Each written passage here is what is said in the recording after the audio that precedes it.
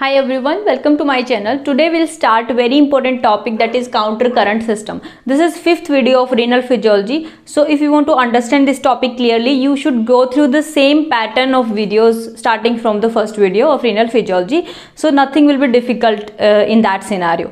Okay, so in this video basically how you can get this question, will be talking about that as well and how you have to answer that question. So you first of all, the concentration of urine, this is also a long question which you can get in your exam.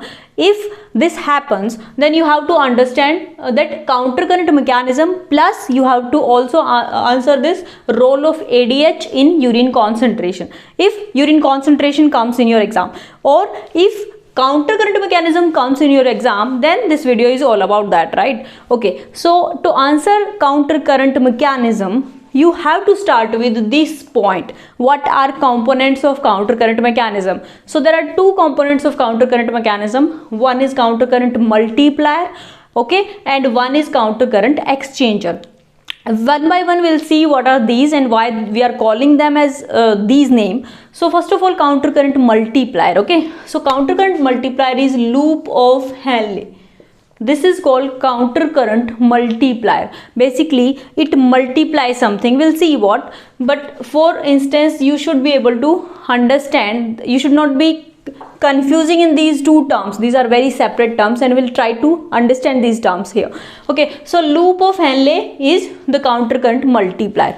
But before starting this video, you should be able to understand what are cortical nephrons and what are juxtamedullary nephron. I'll provide the link below of one video showing the difference between these two nephrons. Basically here the juxtamedullary nephrons comes into play for concentration part. For urine formation, cortical nephrons are the basic role player. Okay, so what happens basically, juxtamedullary are basically the loop of Henle is very long, okay, and that is situated in deeper medulla. So that is the thing. Why? We'll try to understand here what is role of the juxtamedullary loop of Henle here. Okay, so first of all, what it does, loop of Henle, is it basically it produces or creates. What it creates? It creates medullary osmotic gradient. Okay, so to understand this point, what I'm saying, that it create medullary osmotic gradient. What that mean? Let's see. Okay, so first of all, this line is showing this portion is cortex, and below this here it is medulla. Fine. Okay.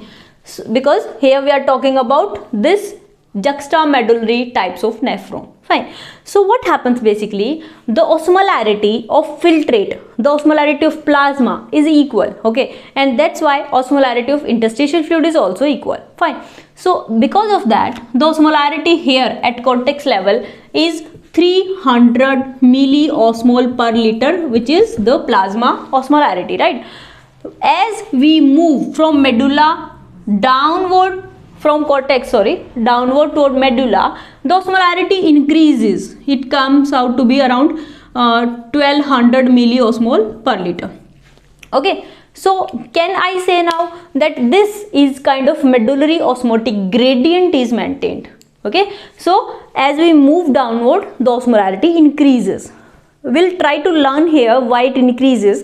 First of all, you should be able to understand what osmolarity gradient is. So the osmolarity increases as we move downward. That is, a gradient is maintained. That is called medullary gradient. Okay, here we are talking about that loop of Henle creates that. Okay, fine. So this we have to understand how loop of Henle will create it. So till now you should be able to understand that this is loop of Henle. Okay, you should not be able to confuse these things. Okay, next is counter current exchanger. What is that? Counter current exchanger is the blood vessel, which is vasa recta here. Okay, vasa recta in juxtamedullary nephron, and if you talk about vessels in cortical nephrons, it's peritubular capillaries. Okay, you should be clear. Fine. So what this does, what this vasa recta does is it maintains this osmotic medullary osmotic gradient. Okay, fine. So this one create the gradient and one maintain the gradient. So these 2 points you have to understand in this video. That's all about counter current system. Okay, so let's start the video now. Fine, so this is the loop of Henle which I have drawn here in black color. Obviously this is the descending one, right? Descending loop of Henle, and this is ascending loop of Henle. Fine. So what is the movement of filtrate? Can you see? The movement of filtrate is downward here and upward here. So here you will get every tubule with blood vessels. The flow is always opposite to each other. That's why it's counter current.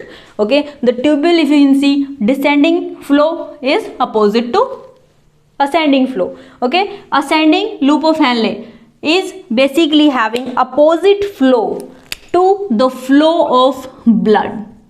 Here this is vasa recta which I have drawn in red color. This is vasa recta. So if vasa recta will see, the ascending loop of Henle is coinciding with the descending vasa recta. So this is basically counter current. These two things, these coincide the counter current mechanism. They are opposite to each other. The flow is opposite to each other. Okay, and first of all, this is counter current, and second thing, how the osmomedullary gradient will be created and how it's maintained.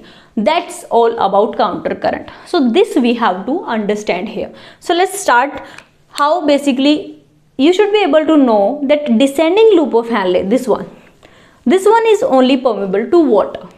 Fine, only water can transport from tubule to interstitium. Fine. Second thing, you should be able to understand that here this is not permeable to water. Fine, here salt will move. Okay, fine. So we know that ascending loop of Henle, there is sodium chloride reabsorption occur always, right? So here also the sodium transport occur, but here we are talking about this salt comes into where? Interstitium. Okay. Are you clear now that salt is secreted in interstitium from tubule? Fine, sodium transport occur from tubule to interstitium.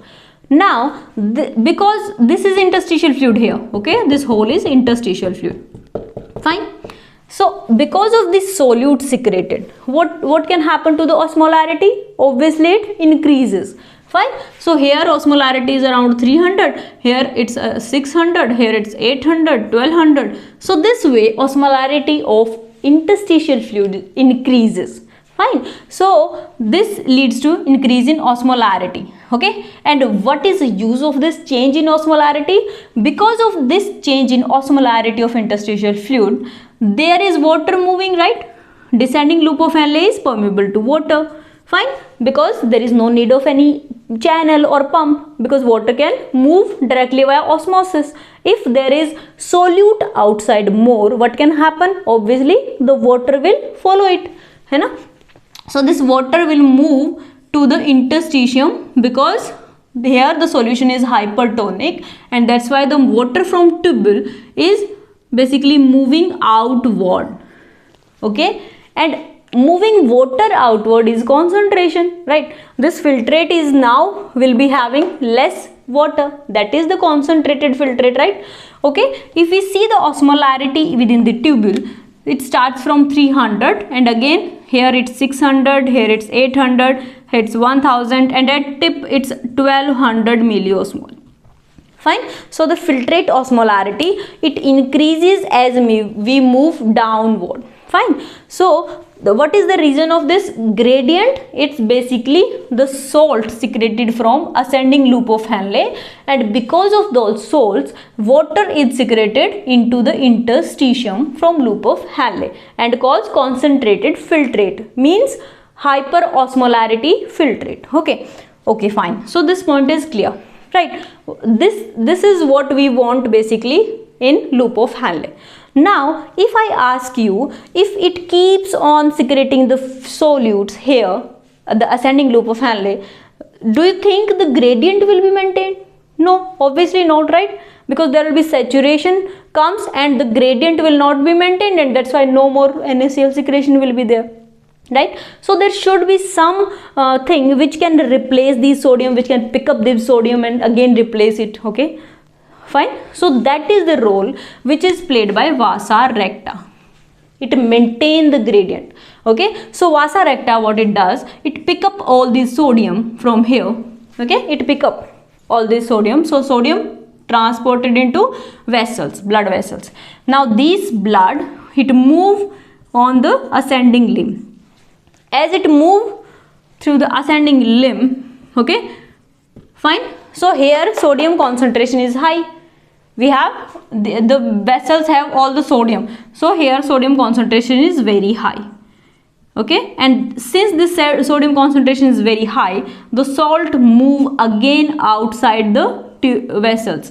Here blood vessel we are talking about. So the salt again comes into interstitium. Here again the salt concentration increases. Fine. So again salt concentration increase. What does that mean? That means there is more water secretion from the tubule.